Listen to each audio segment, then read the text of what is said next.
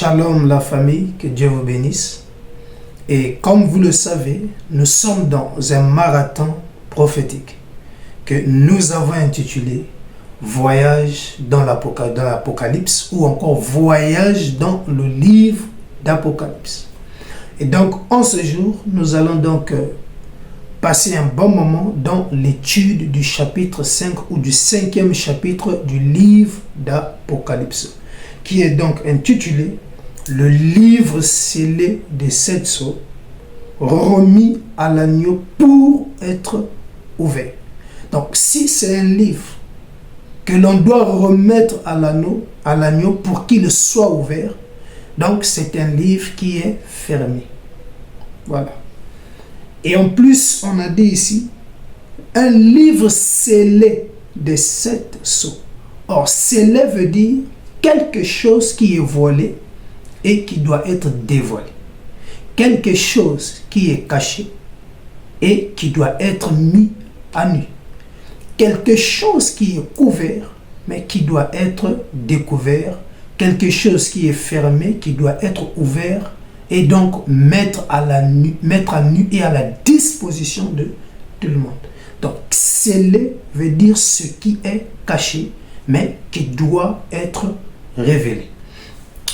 Là, c'est juste pour poser des bases. Donc, bien-aimé, attache bien ta ceinture de sécurité. Alors, nous allons prendre donc nos Bibles et nous allons partir dans le livre d'Apocalypse, précisément au chapitre 5. Et là, maintenant, nous allons d'abord prendre les 2 premiers versets et par la suite, nous allons aller pas à pas. Alors, Apocalypse, chapitre 5, verset 1 à 2, que nous enseigne la parole de Dieu. Écoute. Puis je vis dans la main droite de celui qui était assis sur le trône un livre écrit en dedans et en dehors, scellé des 7 sceaux. Alors, les 7 sceaux que tu vois là ne sont pas à confondre avec le seau que tu utilises à la maison pour te laver ou le seau que tu utilises dans la cuisine pour laver tes légumes. Non, cela n'a rien à y voir. Les 7 sceaux, bien-aimés, nous allons les étudier lorsque nous allons mettre l'accent sur le 6e chapitre et le 8e chapitre du livre d'Apocalypse. Et là, nous allons parler en long et en large sur les 7 sceaux. Et tu vas comprendre c'est quoi le mystère des 7 sceaux. Ou et c'est quoi la révélation des 7 sceaux.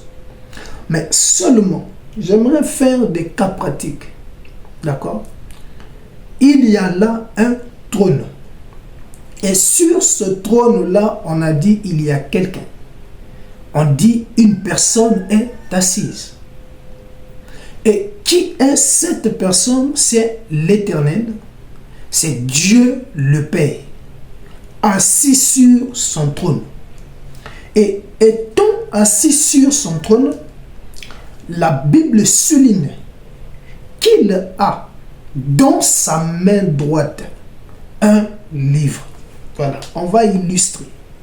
Donc, il a là un livre sur sa main droite.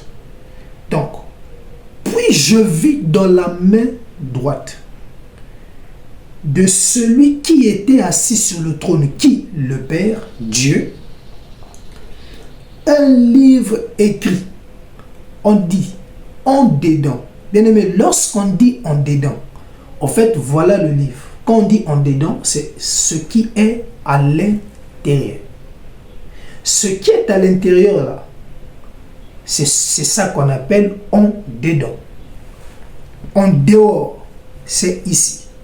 Maintenant, on dit c'est écrit en dedans et en dehors, scellé des 7 sceaux. Donc, ça veut dire, ici, dehors, il y a les 7 sceaux. Dedans aussi, il y a les 7 sceaux. ce que tu dois comprendre, c'est quoi? Ce qui est écrit dehors, tout le monde peut voir, tout le monde peut lire. Et ce qu'ils sont en train de lire et voir, ils peuvent ou ne pas comprendre. Raison pour laquelle beaucoup vont lire les sceaux d'Apocalypse chapitre 6 et ne pas comprendre. Parce que les sceaux sont écrits, oui, mais c'est toujours un langage qui est codé. Parce qu'on te parlera des chevaux blancs, noirs, roux, etc. On te parlera des cavaliers sans que les identités ne soient mentionnées. Donc tu comprends que pour mieux comprendre les sceaux, il te faut ce qui est écrit en dedans. Donc ce qui est dehors, c'est le grand plan. C'est tout ce que peut lire, tout le monde peut lire. Mais en réalité, ce qui est dedans, c'est la révélation de ce qui est dehors. C'est les explications de ce qui est dehors. Donc tout le monde peut lire ça et ne pas comprendre. Donc pour comprendre le contenu du dehors, tu dois avoir une idée sur ce qui est écrit dans le livre. Donc raison pour laquelle ce qui est à l'intérieur est beaucoup plus important que ce qui est à l'extérieur. Donc c'est scellé de sept sceaux qui sont écrits en dedans et en dehors. Donc j'ai voulu t'expliquer cette notion du dedans et dehors. Donc les sept sceaux du dehors, c'est ce que tu peux lire. Et ça fait combien de temps que tu lis et tu ne comprends pas? C'est normal. Parce que tu lis ce qui est dehors. Mais ce qui est plus important, c'est ce qui est au-dedans, parce que c'est là où il y a la révélation, d'accord, du dehors. C'est là où il y a la lumière, les explications de ce qui est dehors. Jusqu'à là, nous sommes en train de poser nos pas. Donc, il est là, il a un livre scellé de sept sceaux. Donc, si c'est scellé, c'est caché, mais ça veut dire que c'est vraiment important. Ça veut dire que ce livre-là détient des révélations vraiment, je dirais, compliquées. Ça veut dire que ce livre-là détient une grande connaissance. Ce livre détient des choses, bien aimés, qui sont peut-être censées arriver. Et donc, il faut que normalement, l'Église rentre en possession du livre et précisément de ce qui est écrit dans le livre. Maintenant, Dieu dit, il doit forcément trouver quelqu'un qui doit ouvrir ce livre-là et de nous dire ce qui est à l'intérieur. Voilà un peu ce petit mystère. Maintenant, on va prendre le verset 2. Et je vis un ange puissant qui criait d'une voix forte. Qui est digne d'ouvrir le livre? Ah, on dit qui est digne d'ouvrir le livre et d'en rompre les sceaux. Or, on a dit que les sceaux sont scellés, cachés. Maintenant, ici, au ciel, il y a là peut-être un conseil. Et voilà comment la Bible dit, l'ange puissant va prendre la parole et poser donc la question de savoir qui est donc digne de prendre le livre entre la main droite de celui qui est assis sur le trône. Et par la suite, donc tu prends le livre, tu l'ouvres et ensuite tu vas rompre les sceaux. En d'autres termes, que tu nous donnes la révélation des sceaux contenus dans ce livre. Que tu nous donnes la lumière des sceaux que nous sommes en train de voir en dehors. Donc, qui est digne de prendre, d'ouvrir et de nous donner les explications sur les 7 sceaux?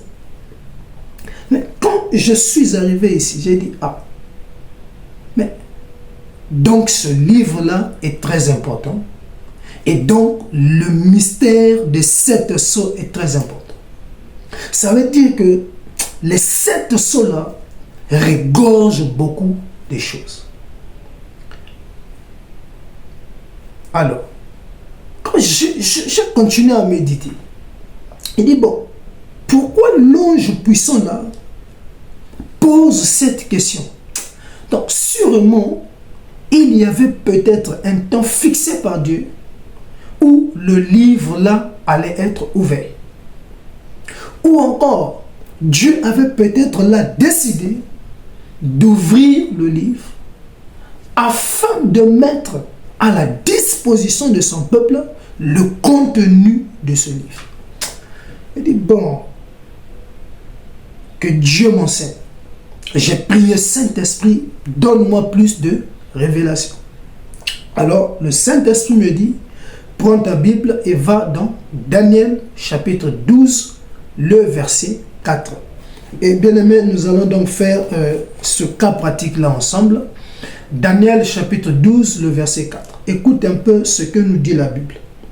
Toi, Daniel, tiens secrètes ces paroles. Quelles paroles? On avance. Et scelle le livre jusqu'au temps de la fin. Ah! Donc Daniel aussi a son temps. Il était en possession du livre scellé des révélations ou des 7 sceaux. Écoute-moi. Et quand tu regardes dans Apocalypse chapitre 5, le livre scellé des 7 sceaux est fermé. Le livre est fermé. Parce qu'on a besoin de quelqu'un qui va prendre ce livre et de l'ouvrir. Donc le livre est fermé. Et du fait qu'il est fermé, ça veut dire qu'on n'a pas la possibilité de lire ce qui est à l'intérieur. Mais on peut voir ce qui est en dehors. Vous comprenez? Maintenant, on nous dit ici que Daniel, à son temps, il avait cette possibilité d'ouvrir le livre et lire ce qui était écrit dans les livres. Maintenant, on va lui dire, tiens secrète les paroles que tu as lues dans ce livre-là. Et on va lui dire, scelle le livre. En d'autres termes, cache le livre. Il va cacher le livre afin qu'aucune personne ne puisse tomber sur ce livre et l'ouvrir pour avoir la révélation de ce qui est là. Et une condition sera donc posée où il est mentionné que ce livre-là doit rester scellé jusqu'au temps de la fin. Maintenant, écoute la suite. Plusieurs alors le liront et la connaissance augmentera. Ah, donc ça veut dire que ce livre-là contient beaucoup de choses. Ça veut dire que les 7 sceaux regorgent une grande richesse spirituelle. Il y a là des connaissances. Et donc celui qui tombe sur les 7 sceaux, la Bible dit que sa connaissance va augmenter. J'ai dit, ah, donc ça veut dire que ce livre-là est faux. Maintenant, à quel moment nous sommes censés rentrer en possession de ce livre? La Bible dit c'est au temps de la fin. Donc, au temps de la fin, nous aurons la capacité de prendre le livre, de l'ouvrir et de lire ce qui est écrit à l'intérieur. D'avoir la révélation des sceaux qui sont à l'intérieur afin d'expliquer les sceaux du dehors. Mais Daniel avait vu. Mais on lui a dit, ferme ta bouche, ne dis rien, ne transmets rien à l'église, mais cache cela jusqu'au temps fixé par Dieu. Mais le temps fixé par Dieu, c'était quel temps? C'était c'est-à-dire que c'était au temps de la fin. Il dit, ah, donc si l'ange puissant avait pris la parole pour dire qui est digne de prendre le livre, de l'ouvrir et de rompre les sceaux. Ah, donc il était temps que le livre soit ouvert. Ça veut dire que la date fixée par Dieu était donc arrivée. L'année, le mois, le jour, l'heure, la minute, la seconde fixée par Dieu avait sonné. Et donc Dieu décida donc là maintenant que le livre allait être ouvert. Et que l'Église allait maintenant rentrer en possession, bien-aimée, du contenu du livre. Que l'Église allait avoir la connaissance des mystères cachés. Et on allait aussi avoir la lumière sur les 7 sceaux. Maintenant, on a dit ici c'est au temps de la fin. Ah, mes frères Christ, est-ce que nous sommes au temps de la fin? Bon, tu es d'accord avec moi, la Bible a dit jusqu'au temps de la fin. D'accord? Alors, le temps de la fin. Allons dans le livre des Actes, chapitre 2, versets 17 à 18. En réalité, Actes chapitre 2, versets 17 à 18, c'est l'accomplissement de la promesse de Joël 2, 28. Alors, qui dit tout simplement, je répondrai de mon esprit sur toute chair. Vos fils et vos filles prophétiseront. Et nous voyons comment cette promesse-là va s'accomplir dans Actes chapitre 2, précisément au jour de la Pentecôte. Et nous allons voir comment le Saint-Esprit va descendre sur les 120 qui s'y trouvaient dans la chambre haute. Et voilà maintenant comment le verset 17 nous dit. Dans les derniers jours, on a dit derniers jours. Dernier jour veut dire tout simplement temps de la fin. Donc on a dit à Daniel de garder les paroles secrètes et de sceller le livre jusqu'au temps de la fin. Ça veut dire quand on va arriver au temps de la fin, alors le livre ne sera plus scellé, ne sera plus voilé, mais il doit être dévoilé. Et les paroles qui ont été tenues secrètes doivent être révélées à l'Église. Donc, en d'autres termes, au temps de la fin, ce livre-là n'aura plus de secrets. Il doit être ouvert afin que la connaissance de plusieurs augmente lorsqu'ils vont lire la parole ou lorsqu'ils vont lire ce livre-là, précisément le contenu de ce livre. La Bible a dit que l'intelligence, la connaissance va augmenter. Donc ça veut dire que c'est au temps de la fin. Pourquoi? Parce que Dieu déversera là sur l'Église son esprit, le Saint-Esprit, lui qui est l'enseignant des enseignants, lui qui nous donne les révélations. Et lorsqu'il descend sur les 120, il leur oint de son esprit. Et donc ça veut dire que la connaissance des 120 pouvait augmenter.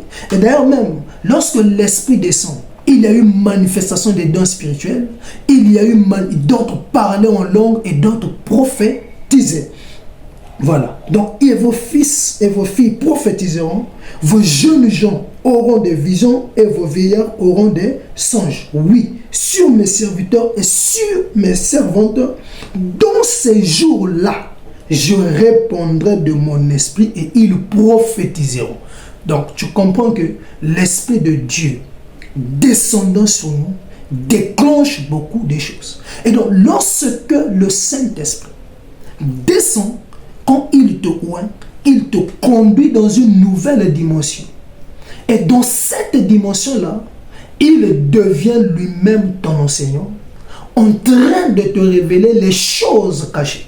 Donc, le Saint-Esprit nous conduira à la dimension où nous serons devant le livre. Le livre va s'ouvrir et nous aurons la capacité de lire. Et le Saint-Esprit lui-même nous donnera les révélations. nous donnera les rémas et ces choses-là n'auront plus de secret. Donc, scelle ce livre jusqu'au temps de la fin. Pourquoi? Parce que il savait que le Saint-Esprit allait se répandre sur les 120 ou encore dans l'Église. Donc, j'aimerais te dire ceci. Le temps de la fin a commencé depuis la Pentecôte. Parce qu'il était dit, c'est au temps de la fin que Dieu allait répandre son esprit. Et nous avons vu, l'effusion du Saint-Esprit s'était manifestée ou était rendue manifeste par Dieu précisément à la Pentecôte. Donc, la période de la Pentecôte marqua la fin des temps. Donc, jusqu'aujourd'hui, bien aimé, nous sommes au dernier jour. D'ailleurs, même, j'aimerais avancer le pion plus loin pour dire que nous vivons même les temps de prolongation. Parce que le temps programmé par Dieu, je pense qu'on l'a déjà dépassé. Donc, nous sommes même en train de vivre les prolongations. Voilà un peu bien aimé. Donc, il était temps que le livre soit ouvert. Mais vu que l'ange puissant a la connaissance des dates, il avait la connaissance du temps fixé par Dieu, raison pour laquelle il pouvait prendre la parole et dire qui est donc digne de prendre le livre, de l'ouvrir et de rompre les sceaux. Pourquoi rompre? Parce qu'en réalité, c'est expliquer les mystères des sceaux, nous donner la révélation de ce qui est en dehors. Il faut que le livre s'ouvre, que l'on puisse lire et prendre maintenant connaissance de ce qui est écrit, afin que le dehors ne puisse plus avoir de secret pour nous. Voilà. Et maintenant, le verset 3. Personne dans le ciel, ni sur la terre, ni sous la terre, ne peut ouvrir le livre, ni le regarder. Les 4 êtres vivants étaient là. Aucune personne n'était trouvée digne parmi les 4. Les 24 anciens, aucune personne. Les archanges, Gabriel était là. Aucune personne n'était trouvée digne de prendre ce livre, de l'ouvrir et de rompre les sceaux. Alors, 4 maintenant. Et j'en pleurais beaucoup de ce que personne ne fut digne d'ouvrir le livre et de le regarder. Parce que Jean avait compris que ce livre-là avait beaucoup de révélations. Ce livre était vraiment riche. Donc il savait, à l'ouverture de ce livre scellé de 7 sceaux, on allait rentrer en possession de beaucoup de révélations. Et donc Jean se disait que ce livre nous apportera la connaissance sur beaucoup de choses. Et il s'attendait que quelqu'un se lève pour ouvrir le livre. Et au moment qu'il est en train de regarder, aucune personne. La Bible dit que Jean s'est mis à pleurer, sans espoir d'être consolé. Il s'est mis à faire son deuil au ciel. Parce qu'aucune personne n'était trouvée digne d'ouvrir ce livre.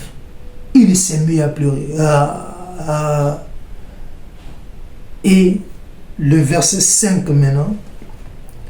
L'un des vieillards. Bien aimé, comme j'avais dit, au ciel il n'y a pas de vieillard. Donc ce vieillard-là, je remplace par l'ancien. Donc l'un des anciens me dit, c'est-à-dire que l'un des anciens va dire maintenant à Jean, il va lui dire ceci: ne pleure point. Ah, moi je suis en train de pleurer. Parce qu'aucune personne n'est trouvée digne d'ouvrir le livre. Et je suis en train de pleurer sans espoir d'être consolé. Parce que je me dis qu'au ciel ici, aucune personne. Mais l'ancien lui dit, ne pleure point, ne pleure plus. Il dit, sûrement là, il y a la consolation qui arrive. Sûrement là, il y a une bonne nouvelle pour moi. Alors, il va cesser de pleurer pour écouter ce que l'ancien va lui dire. Et l'ancien lui dira, voici le lion de la tribu de Juda, le rejetant de David, a vaincu pour ouvrir le livre et ses 7 sceaux. Ah, Jean est en train de pleurer parce qu'il n'y a aucune personne qui est digne d'ouvrir, de prendre et ouvrir le livre et rompre les sceaux. Il est en train de pleurer, et tout d'un coup, l'ancien lui dit, ne pleure plus, voilà la solution. Il dit, ah, quelle est cette solution? Il lui dit, voici le lion de la tribu de Juda, le rejetant de David. C'est qui? C'est le Seigneur Jésus-Christ. Il a vaincu pour ouvrir le livre et ses 7 sceaux. Ça veut dire que l'objectif, c'est prendre et ouvrir. Parce que ce qui est à l'intérieur est très important. Maintenant, on dit que Jésus, lui, le Fils, il a la capacité de prendre le livre entre les mains du Père et par la suite de l'ouvrir et nous dire ce qui est à l'intérieur. Parce que ni les anges, aucune personne ne connaît le contenu de ces livres. Seul Dieu lui-même. Donc, autant que Dieu ne donne pas le livre à quelqu'un, aucune personne n'aura la connaissance de ces choses. Donc, il faut prendre le livre, l'ouvrir, afin de rentrer en possession de ce qui est écrit dans ce livre. J'en dis, ah, donc le lion de la tribu de Juda. Donc, le lion là, il a vaincu pour ouvrir le livre. Alors, Jean fera quoi? Vu qu'on lui a dit voici. Donc, il doit faire quoi? Donc, il doit regarder aussi dans la même direction que l'ancien pour que lui aussi, qu'il puisse voir le lion. Voilà le mystère, bien-aimé. Serre bien ta ceinture. Le verset 6 maintenant. Et je vis au milieu des 4 êtres vivants. Je vis au milieu du trône des 4 êtres vivants et des 24 anciens, un agneau qui était là comme immolé. Il avait 7 corps et 7 yeux qui sont les 7 esprits de Dieu envoyés par toute la terre. Voilà encore un autre mystère. L'ancien, quand il regarde, il voit le lion de la tribu de Juda. C'est-à-dire que quand l'ancien regarde, il voit là un lion qui a vaincu pour ouvrir le livre.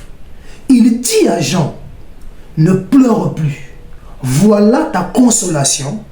Et Jean pose la question, mais la consolation là c'est quoi? L'ancien dit, c'est le lion qui a vaincu. Lui là, il est capable d'ouvrir le livre. Il dit, ah bon? Et Jean fera quoi? Il va se retourner pour voir dans la même direction que l'ancien. Et quand il se retourne pour voir dans la même direction que l'ancien, alors Jean est censé voir quoi? Un lion, au même titre que l'ancien. Mais lorsque Jean se retourne pour voir, au lieu qu'il puisse voir le lion comme l'ancien, la Bible nous dit que Jean pouvait voir là l'agneau. Ah. Quand l'ancien regarde, c'est le lion, mais quand Jean regarde, c'est l'agneau. Voilà le mystère. Est-ce que la Bible se contredit? Même quand je lisais, je dis, mais Seigneur, l'ancien voit le lion et Jean voit l'agneau, mais ça signifie quoi? Qu'est-ce que cela veut dire? Non, sûrement, entre les deux, il y avait quelqu'un qui avait un problème des yeux. Sûrement, peut-être Jean, sa vision était floue. Ou peut-être l'ancien portait des lunettes. Et ce jour-là, il avait oublié de porter ses lunettes. Raison pour laquelle il pouvait confondre le lion et l'agneau. Oh, bien aimé, non. Il n'y a pas de confusion. Jean chapitre 1, verset 29. Lorsque Jean-Baptiste voit Jésus-Christ, il pouvait dire, voici l'agneau de Dieu qui ôte le péché du monde. l'agneau de Dieu. Jésus, c'est l'agneau. Le lion de la tribu de Judas, c'est toujours Jésus. Donc, en réalité, que ce soit le lion ou l'agneau, c'est la même personne, mais qui est en train de jouer deux rôles au même moment. C'est-à-dire, il joue le rôle du lion, en même temps, il joue le rôle de l'agneau. Donc, quand l'ancien regarde Jésus, il voit en lui un lion. Mais quand Jean regarde sur la même direction, au lieu de voir Jésus dans la dispensation du lion, non, il voit Jésus dans la dispensation de l'agneau. Mais qu'est-ce que cela veut dire? Or, le lion, c'est la seconde venue de Jésus. L'agneau, c'est la première venue du Seigneur Jésus-Christ. Or, quand Jean regarde, au lieu qu'il puisse voir la seconde venue, comme l'ancien, non. Il voit Jésus dans sa dimension de la première venue.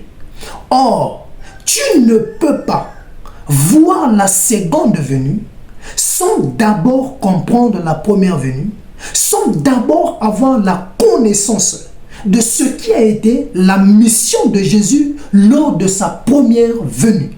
Donc, avant que tu aies la connaissance sur la seconde, tu dois d'abord comprendre la première. Donc, quand Jean regarde, au lieu qu'il puisse voir le lion, ça veut dire que sa dimension-là ne lui permettait pas d'abord de voir Jésus dans sa dimension de seconde venue. Non, il fallait qu'il puisse d'abord le voir dans la première venue et qu'il puisse d'abord comprendre la mission de Jésus, ou ce qui a été la première venue, comprendre la raison de sa première venue avant qu'il puisse voir Jésus dans la dimension du lion comme l'ancien.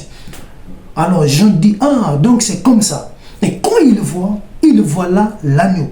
Or cet agneau-là, c'est celui-là qui ôte le péché du monde. Il y a là quoi? Il y a là le rachat qui nous est mis à nu. Donc, on nous montre là que l'agneau allait être sacrifié. Donc, voilà la première venue. Il était venu sur terre pour accomplir le rachat. Il était venu comme sacrificateur, en même temps sacrifice. Aller à la croix, verser son sang pour nous, parce que nous étions destinés pour les enfers. Il nous a racheté des malédictions. Il est allé aux enfers. Il a pris, bien aimé, les clés du séjour des morts et il est sorti avec afin que nous ayons la vie. Il a pris les coups de fouet à notre place parce que nous étions destinés aux lieux arides. Il est allé, il a accompli le rachat, il a payé notre dette qui nous condamnait devant l'ennemi. Dans sa première venue, Christ était venu pour accomplir le rachat, nous racheter, payer le prix pour nos péchés. Quand Jean dit, ah, donc dans la première venue là, il était venu comme sacrifice, en même temps sacrificateur. Ok, là il a compris. Et donc l'ancien maintenant, lui, il voit la seconde venue. Or, dans la seconde venue, Jésus ne sera pas agneau. Parce que l'agneau, c'est synonyme de la douceur et du calme. Non, parce qu'il était venu pour se donner au sacrifice. Mais dans la seconde venue, dans la dimension d'une seconde venue, il doit être un lion. Il doit avoir la casquette du justicier. Parce qu'il doit venir combattre les fils du mal et le mal.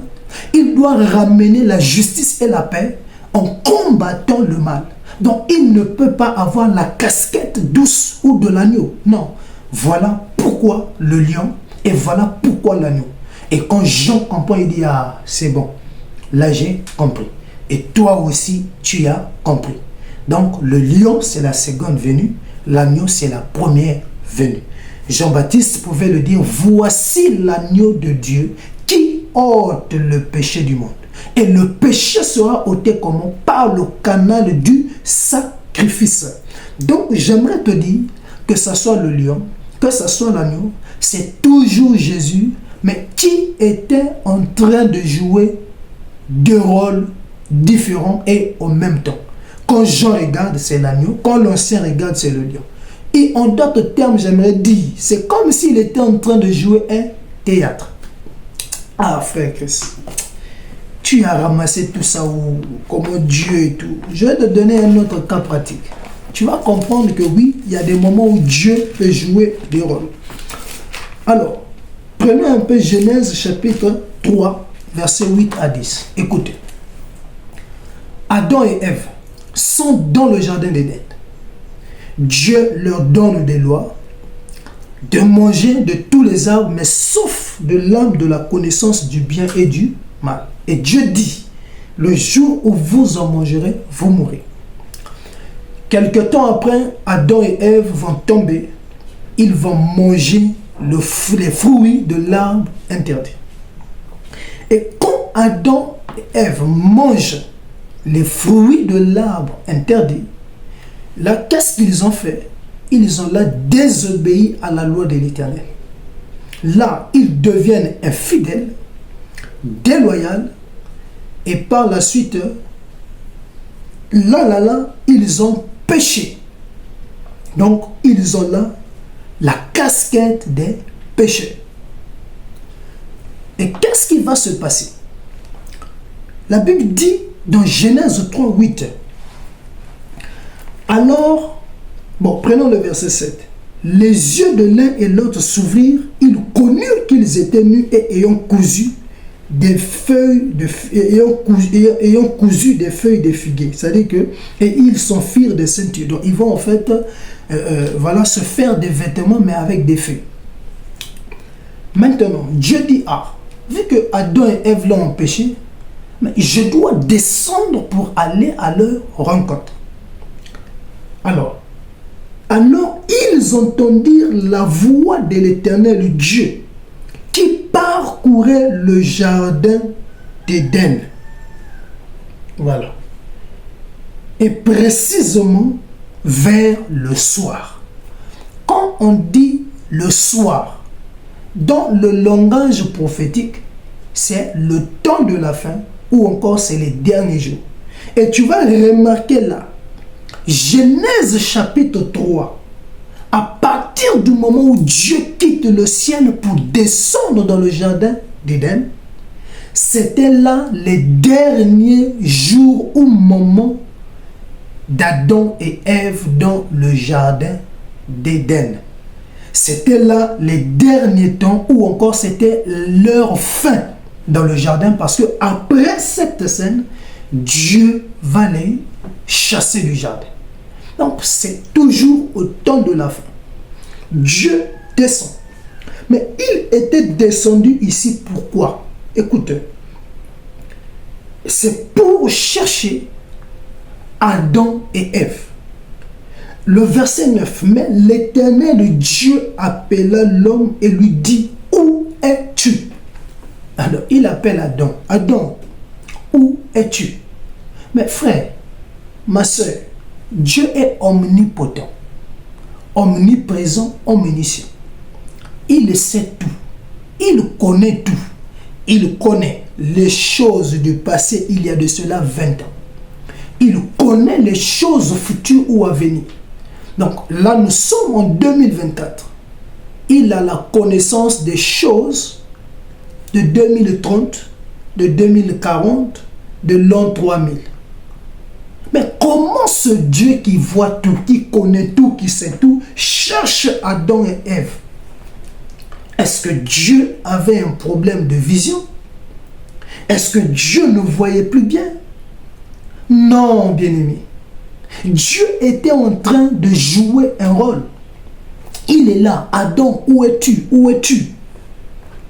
Et suivant la suite, 10, il répondit, j'ai entendu ta voix dans le jardin, j'ai eu peur parce que je suis nu et je me suis caché.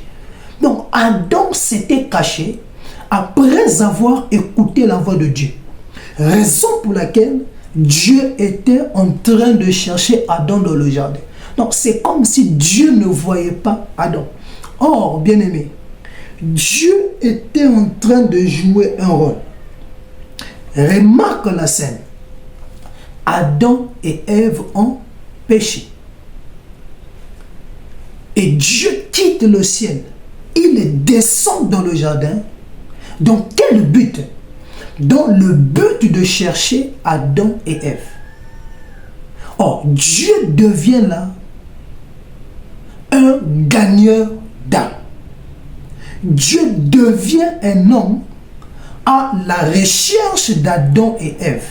Mais il les cherche pourquoi? À ce net moment, Adam et Ève ont péché, ont déçu Dieu, sont devenus infidèles, ont désobéi à la loi de Dieu. Donc Dieu, si tu regardes bien, il est en train de chercher les pécheurs, les brebis égarées. Donc Dieu est là en train de chercher les brebis égarées. Il est en train de chercher les pécheurs, c'est-à-dire Adam et Ève qui ont péché. Dieu devient un gagneur d'âme.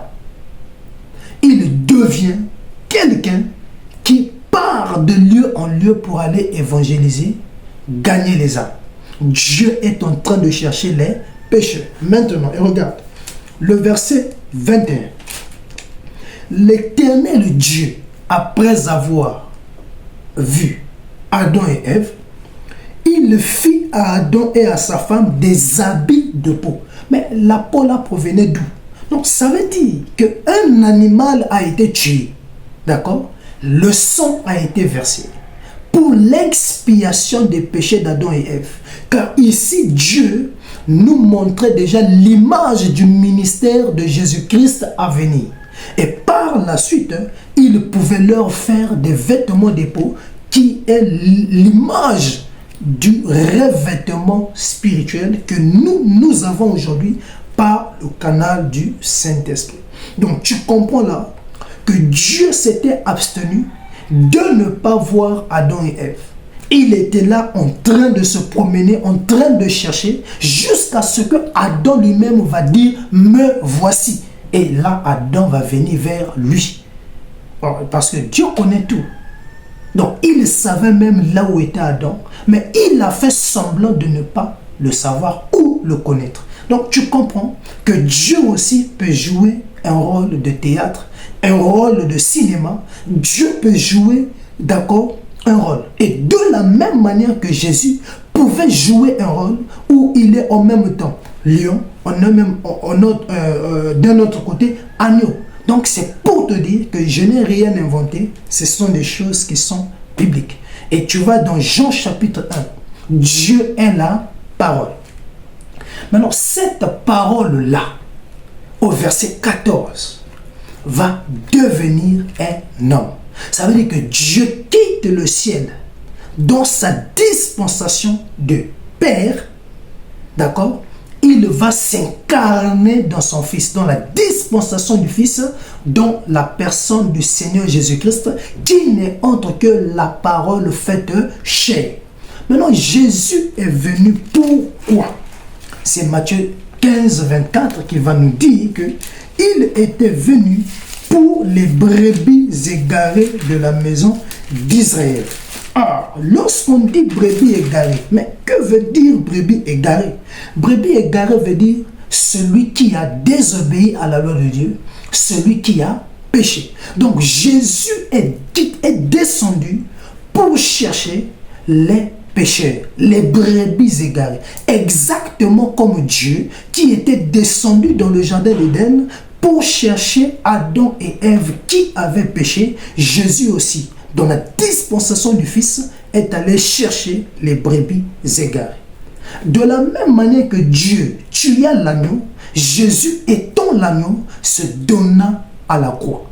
D'accord? Pour l'expiation de nos péchés. Donc Jésus est l'image de Dieu. Vous comprenez?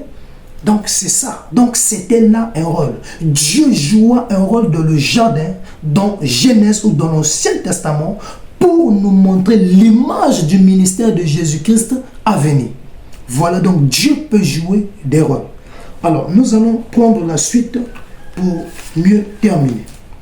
Alors, on a dit à Jean, voici le lion de la tribu de Juda. Lui là, il a vaincu, il a prévalu pour prendre le livre, de l'ouvrir et de rompre les sceaux. Et par la suite, le verset 7 maintenant, il vint, il l'a émis pour l'agneau. Il prit le livre de la main droite de celui qui était assis sur le trône. Ça veut dire quoi? Le Père est sur son trône. Et sur sa main droite, il a là le livre scellé des 7 sceaux qui sont bien écrits en dedans et en dehors. On a posé la question, qui est digne de prendre ce livre? On a dit que c'est l'agneau, c'est le lion. Et voilà au verset 7 maintenant, le Fils qui est Jésus va prendre le livre entre la main de celui qui est assis sur le trône, c'est-à-dire entre la main du Père. Donc Jésus prend maintenant le livre. Ok. Et quand il eut pris le livre, les 4 êtres vivants, les 24 vieillards se prosternèrent devant l'agneau, tenant chacun une harpe, des coupes d'or remplies de parfums qui sont les prières des saints. Et il chantait un cantique nouveau en disant: tu es digne de prendre le livre et d'en ouvrir les sceaux, car tu as été immolé. Et tu as racheté pour Dieu par ton sang des hommes de toute tribu et de toute langue et de tout peuple et de toute nation. Tu as fait d'eux un royaume de sacrificateurs pour notre Dieu. Et ils régneront sur la terre. Donc voilà comment l'agneau maintenant prend le livre entre les mains du Père. Et là, tout le ciel était en fête. Ils étaient en train de louer et adorer. Parce que Jésus était trouvé digne de prendre ce livre. Donc ça veut dire que ce livre-là, même les anges s'attendaient à vouloir comprendre le contenu du livre. Jean aussi voulait connaître ce que Daniel avait caché. Ce qui était dans ce livre qu'il avait tenu secret jusqu'à là. L'agneau a le livre. Le livre est encore jusqu'à là fermé. Maintenant, qu'est-ce qui va se passer? La suite, c'est normalement Apocalypse 6, où le livre sera ouvert. Mais avant ça, j'aimerais quand même te donner un avant-goût. C'est Apocalypse chapitre 10. Écoute. Je vis un autre ange puissant. Or, lorsqu'on parle d'un ange puissant, c'est Jésus lui-même. Donc, l'ange puissant qui avait pris la parole d'Apocalypse 5, c'était Jésus lui-même. Le lion, c'est Jésus. L'agneau, c'est Jésus. En fait, c'est une seule personne, mais qui jouait des rôles. Ici, quand on dit l'ange puissant, c'est Jésus, qui descendait du ciel enveloppé d'une nuée. Au-dessus de sa tête était l'arc-en-ciel, et son visage était comme le soleil et ses pieds comme des colonnes de feu. Ici, c'est Jésus. On parle de Jésus. Maintenant, on nous dit, il tenait dans sa main un petit livre ouvert. Le petit livre que Jésus a dans sa main, c'est le livre scellé des 7 sceaux. Le livre écrit en dedans et en dehors, scellé des 7 sceaux. Et souvenez-vous, dans Apocalypse chapitre 5, il a pris le livre entre les mains du Père. Maintenant, dans Apocalypse 10, il est dit maintenant qu'il a ce livre dans sa main, mais cette fois-ci, le livre n'est pas fermé, mais le livre est ouvert. Ça veut dire que Jésus a eu connaissance de ce qui est écrit dans le livre. Maintenant, qu'est-ce qu'il va faire par la suite? Apocalypse 10, verset 8.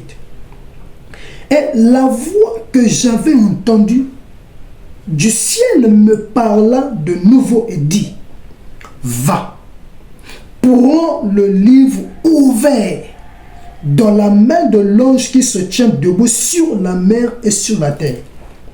Et j'allai vers l'ange en lui disant de me donner le petit livre. Il me dit, prends-le, avale-le, il sera amer à tes entrailles, mais dans ta bouche, il sera doux comme du miel. Je pris le petit livre de la main de l'ange et je l'avalai. Il fut dans ma bouche doux comme du miel. Mais quand je l'eus avalé, mes entrailles furent remplies d'amertume. Puis on me dit, il faut que tu prophétises de nouveau sur beaucoup de peuples, de nations, de langues et de rois. Je vais expliquer. Jésus a pris le livre entre les mains du Père. Et par la suite, il prend le livre, normalement c'est pour l'ouvrir et rompre les sceaux. Maintenant, Jésus, après avoir ouvert le livre, qu'est-ce qu'il va faire? Il va dire maintenant à Jean de prendre le même livre qui contient les secrets, qui contient les explications ou la révélation sur les 7 sceaux. Et il va donner ce livre-là à Jean. Jean le prophète. Donc, un ange à ses côtés, l'ancien va lui dire, Jean va prendre le livre entre les mains de l'ange puissant. Mais Jean va vers l'ange. Et Jean va prendre le livre. Et il est dit dans la Bible, mentionné, que l'ange là dira à Jean d'avaler le livre. Or, avaler veut dire quoi? Lis ce qui est écrit. Ne change rien. Ne modifie rien. Et ce que tu as lu là, va l'annoncer au peuple et aux nations. Donc, ça veut dire que le livre qui était scellé de 7 sceaux, parce qu'il était fermé, et que les gens ne pouvaient pas connaître les choses du dedans, mais lorsque le livre est déjà ouvert, il n'y a plus de secret. Parce que les paroles sont dans le livre. Et si Jean pouvait lire, ça veut dire, là bien aimé, que les 7 sceaux n'avaient plus de secret pour Jean. Maintenant on dit, après avoir lu, avalé, prophétise. Mais que veut dire prophétiser? Enseigne ce que tu as vu et lu dans ce livre-là. Donc ça veut dire que si Jean a pu voir les 7 sceaux, raison pour laquelle dans Apocalypse 6, il va nous parler des 6 premiers sceaux. Donc c'est pour te dire, le livre scellé des 7 sceaux était déjà ouvert. Et donc au 6e chapitre et au 8e chapitre, nous allons parler des 7 sceaux. Que Dieu vous bénisse. À nous revoir prochainement.